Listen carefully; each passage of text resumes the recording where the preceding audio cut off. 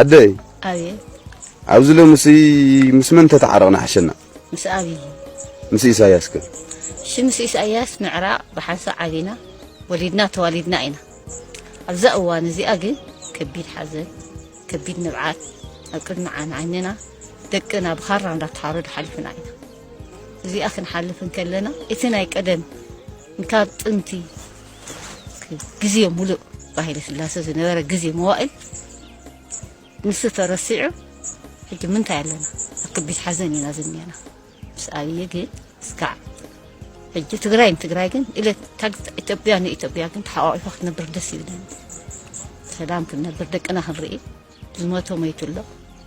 زي ما ترى عينا دك أنا هنرئي دسي بدنا محمر يملسن كويلنا كم إنا هنقبر ده دحا سلام كن فتحي سلام بعلو تردي وقفه كذا كل خبرنا عدنا سلز هلو كل خبرنا يا أخي جيب لي قدم زيت حكي سلام كبرات خاتلتي التي بخميس أنا حكمت مليسنا مزيناكم علناتي حفشاوي زقتل زلو أب تجراي كمون نابا محرا قعيز زلو أزي حد جنيا زخون خوينات بفلاي كشعبيات ساتفو زلو زملكت حزنا مزينا لنا خمت عنتو بزبلنايو معباليتات ناي تجراي ويكاناي أب تخبابينا زلو حزنا خن من لساكم ينازبلنا مسرت مزينا لنا شعبيا كل عقم تاتو تنقيقو أبا محارة كبيد كوينات وليعلو نعوز ملكت حدا فيديو حجالكم كمسيه كدمو جن تخونتاتي ناي أب تجراي زر أزلو نابي قصي كمية عينة منقسقاساتيو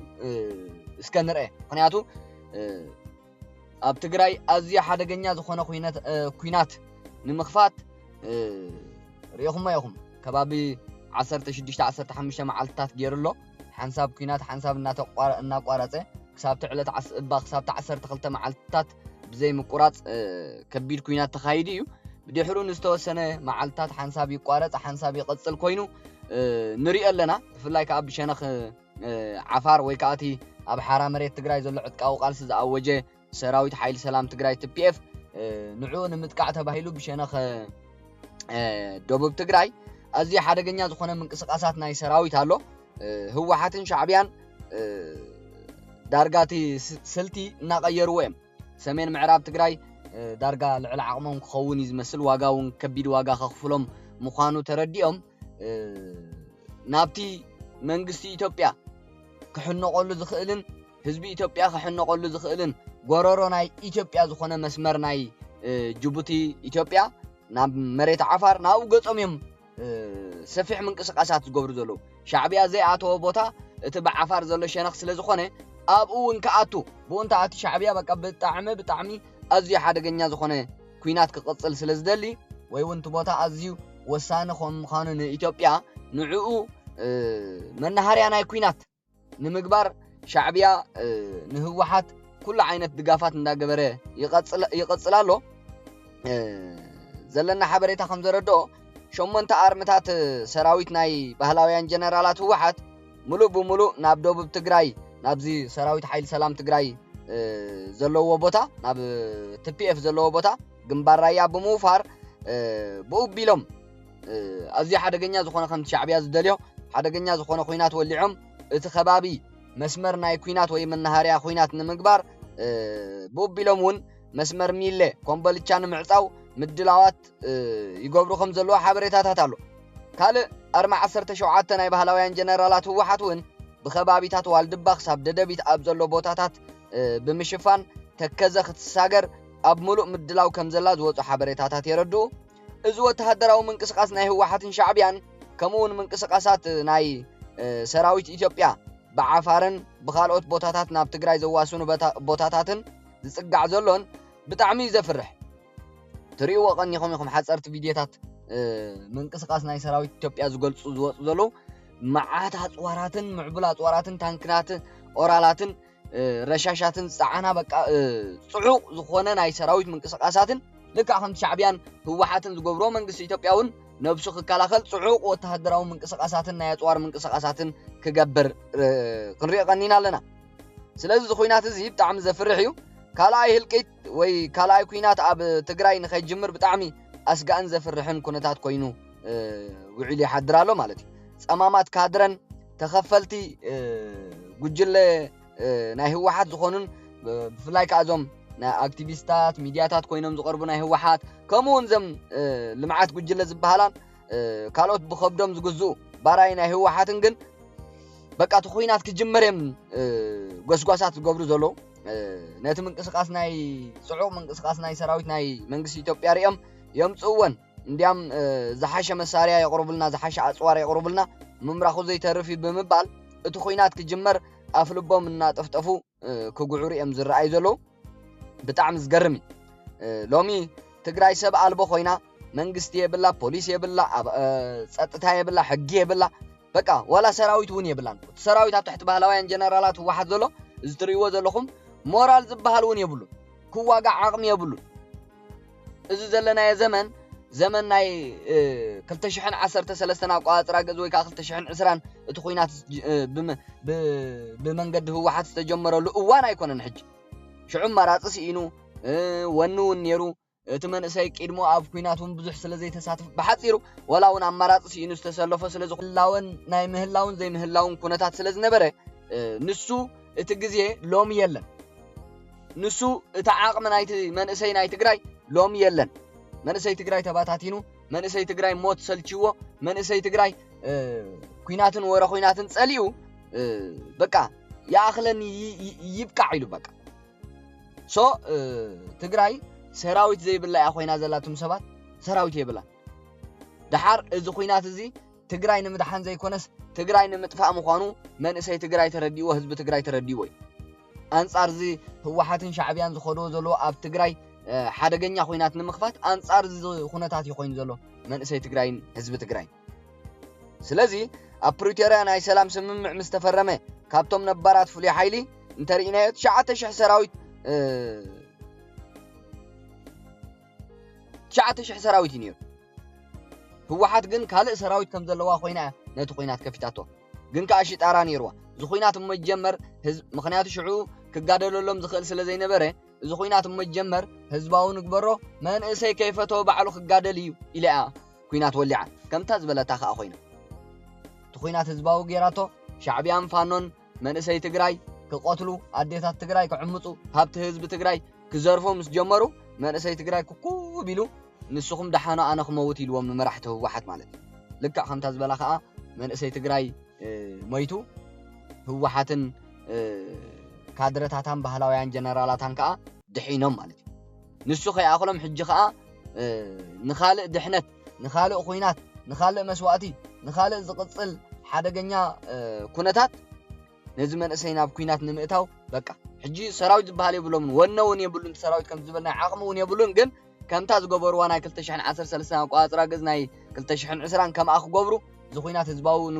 ክንገብሮ ኢና ከምቲ ማሊና መንእሰይ ከይፈተወ ክመውት የባዕለይ ንሞት ድልው ኢሉ ክመጻና እዩ ስልጣንና ነድሕን ናብ ድርድር ንቐርብ ካብ ተሓታትነት ንድሕን ኢሎም ኣሎ እዚ እቲ ሕጂ ዘሎ ዝገርም ማለት እዩ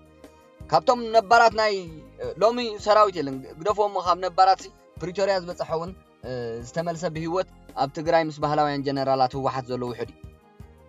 ካብቲ 9000 ዝበሃል ነባር ሓይሊ 385 እዮም ተሪፎም እምበር ኩሎም ጠፊኦም እዮም ነባራት ፍሉይ ሓይሊ ናይ ትግራይ ኣብቲ ኩናት 385 ከኣ ሎሚ ገሊኦም ኣካሎም ሲኢኖም ገሊኦም በቃ ዳርጋ ዘይህልዋት እዮም ኮይኖም ዘሎ ሶ ካብዚኦም ዳርጋ 80 ሚእታዊ ኣብ ትግራይ ካብ ዝተረፉ ኣካለ ጉድኣን ካልእ እቲ ናይ ሻዕቢያን ናይ ህወሓትን ምትሕንፋጽ ዝበሃል ናይ ሰራዊት ወይ ከዓ ምጽምባር ሓይሊ ሰራዊት ኣራዊት ናይ ሻዕቢያ ምስ ሰራዊት ባህላውያን ጀነራላት ህወሓት ዝምልከት ድማ ሓይሊ ሻዕቢያ ናብ ምዕራብ ትግራይ ምስ ዝወፈረ ኣርምታት ናይ ህወሓት ተጸምቢሩ ትግራይ ናብ ሙሉእ ኩናት ተኣትወሉ ሰዓታት ኣብ ምቁጻር ይዝርከብ ኣብ ትግራይ ሓይሊ ኣራዊት ሰራዊት ሻዕቢያ ተጸምቢሩ ዘሎ ኣብ ብጸለምትን ወልቃይትን ኩናት ንምኽፋት ኣብ ምድላው ምስ ዘለዋ ኣርምታት እዩ ምስ ኣርማ 11 ኣርማ 13 ኣርማ 17 ኣርማ 35 ኣርማ 42 ምዚአን እዩ ጸሚዱን ተጸምቢሩን ዘሎ ሻዕቢያ ናብ ኣርምታት ባህላውያን ጀነራላት ህወሓት ተጸምቢሩ ዘሎ ወተሃደራዊ ወፍርን ንምእዛን ንምውሳንን ትኹይናት ንምምራሕ ብዝሒ ኪሳራ ንምፍላጥን ዝርዝር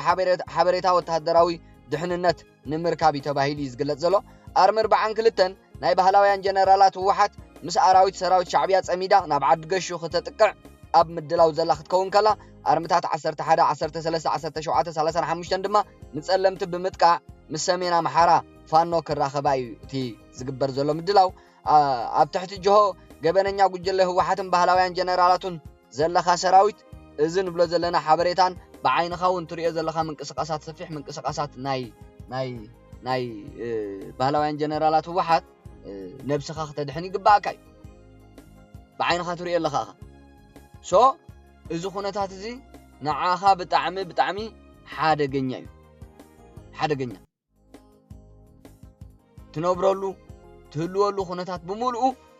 ኣብ ግምት ብምእታው ዋ እንድዒ ካብዚኣን ላዕሊ መቸም ንህባ ሓበሬታ የላ ታዩቲ ትኹነታት ንዓኻ ውዒልካ ተሓድሮ ስለ ዘለኻ ዝጠፋኣካ ኮይና ኣይስማዓንን ማለት ስለዚ ነብስኹም ምድሓን ቀዳምነት ምርጫኹም ክኸውን ይግባእ ኣብነት ኣርሚ 4 ኮር 443 ዝርዝር ናብ ገዝኦም ዝኸዱ ኣብ ዝቐረባ መዓልትታት ምስ ምጅማር ናይ ኩናት ተሪኢኹም ካብ ሞርታር 2 ካብ ኮር ስታፍ 3 ካብ ክፍለ ሰራዊት ሓኸፈን 41 ካብ ክፍለ ሰራዊት መርከብ 30 ካብ ክፍለ ሰራዊት ኣላጀ 6 እዚኦም ኩሎም ንጽባሒት እኳ ምስ በለ ትኹናት ካብ ዝተጀመረሉ ክሳብ 40 መዓልቲ ውግእ ምስ ተጀመረ ከይዶም ዘይተመለሱ እዮም ስለዚ ብቀዳማይ እውን ናይ ክንደይ ናይ መን ኣርሚ ከባቢ 604 ዝኸውን መንእሰይ ተበቲኑ ከም ዘሎ ሓቢርናኩም ኢና መዓልታዊ ምብትታን ኣሎ መዓልታዊ እቲ መንእሰይ ይወጽእ ዘሎ ጽቡቕ እዩ ምውጽኡ ግን ከዓ ናብ ውሑስ ቦታ ክወጽእ ጥራይ ዘሎ ብሻዕብያ ተገፊፉ ብህወሓት ተገፊፉ ናብ ሓደገኛ ዝኾነ ኩናት ከይኣቱ መዳራደርን መናውሒ ስልጣንን ናይ ህወሓት ከይከውን ጥንቃቐታት የድሊ ማለት እዩ ስለዚ ታይና ንብል ሕጂ ዝወጽእ ሓድሽ ሓበሬታ መደብ እንተሪኢና ድማ ድሕሪ ፕሪቶሪያ ናብ ዓዶም ብባዕሎም ምግዳል ሓዲጎም ዝኸዱ ሰራዊት ንኽምለሱ ንሕድሕድ ዲፓርትመንት መራሕትን ንዝምልከቶም መራሕቲ ክፍለ ሰራዊትን ብቴሌፎን ደውኢልኩም ኣእሚንኩም ንኽምለሱ ግበሩ ተባሂሉ ካልእ ግፋ መንእሰያት ጽዑቕ ግፋ እዩ ዝካየድ ዘሎ ኣብ ትግራይ ትማሊ ኳስ ኣብ ዞባ ሰሜን ምዕራብ ወረዳ ጽምብላ ፍሉይ ቦታ ቦናቆ ዝበሃል ከባቢ ብዕለት 2 ማለት እዩ ወርሒ 6 2018 ኣቋፅራ ግእዝ ኣብ መርዓ ዝነበረ መንእሰይ ብምሉእ ገይፎም ወሲዶም ኣሎ መንእሰይ ተጠንቀቕ መርዓ ደርዓ ጸበል ውራያት ገለገለ ምትእኻብ ኣየድልየካኒ ሻዕብያ ኣብ ከምዝታት እዩ መንእሰይ በቃ ኣብ ገለ ጉዳያት ዘለዎ ኣብ ከምኡታት እዩ መንእሰይ ዝኸስብ ኢሉ ዝሓስብ መንእሰይ ክረክብ ኢሉ ዝሓስብ ስለዚ ተጠንቀቕ ካልእ ናብቲ ዋና ሓበሬታና ክንኣቱ ደቂ ዓበይቲ ሓበሬታ ዘሎ ሕጂ መንግስቲ ናይ ክልል ኣምሓራ ኣብ ዓደይ ወይ ከዓ ኣብ ኣምሓራ ሻዕብያ ኣትዩ በቃ ሰላመይ ዘርገለይ ኣሎ